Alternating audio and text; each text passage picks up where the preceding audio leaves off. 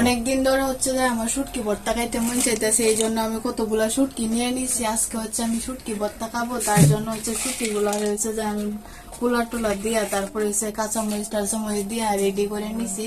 এখন হচ্ছে এটা দিয়ে আমি ভর্তা করব।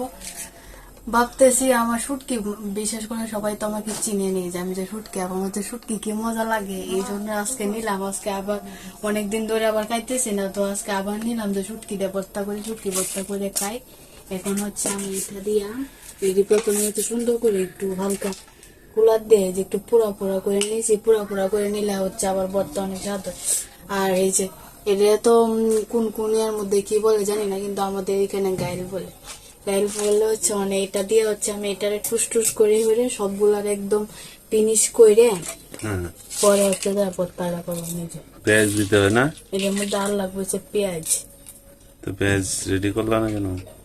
পেঁয়াজটা আছে, পেঁয়াজটা পরে কাটবাম, পেঁয়াজটা এখন কাটার কোনো দরকার নেই। কাঁচামরিচটা আগে সাইড করে রেখে পরে এই যে শুটকি গুলা দিয়া ভর্তাটা করবো, সেই স্বাদ। শুটকি ভর্তা কেটে কেটে খায়, খায় কেমন স্বাদ লাগে তাই না, কিন্তু আমার অনেক স্বাদ লাগে। না আমি শুটকি আপা, তোমার শুটকি ভালো লাগতো না? আমার তাছাড়া এমনি তো কি মাছের শুটকি? পুটি পুটি পুঁটি মাছ। পুঁটি মাছের শুটকি খাইতে অনেক মজা না? ইয়েস। সেই স্বাদ পুঁটি মাছের শুটকি। আচ্ছা দেখি ভর্তা করো। এটা হচ্ছে এটার কি ফাটার মধ্যে বাইটে দিলে হয় না? না না, আমি হচ্ছে শুটকি গুলা এমনি ভর্তা করি, মানে শুটকি গুলা একটু হালকা একটু আস্তে আস্তে থাকে, খাইতে অনেক স্বাদ লাগে। Wow, এটা দিয়ে কি করে মিহিন হবে? একদম মাইজা হয়ে যাইতেছে অনেকটা। এই যে আস্তে আস্তে ভাঙবো না? তো এই হচ্ছে ঘটনা। হচ্ছে শুটকি রান্না, শুটকি ভর্তা করতেছে, শুটকি রান্না না, শুটকি ভর্তা হচ্ছে।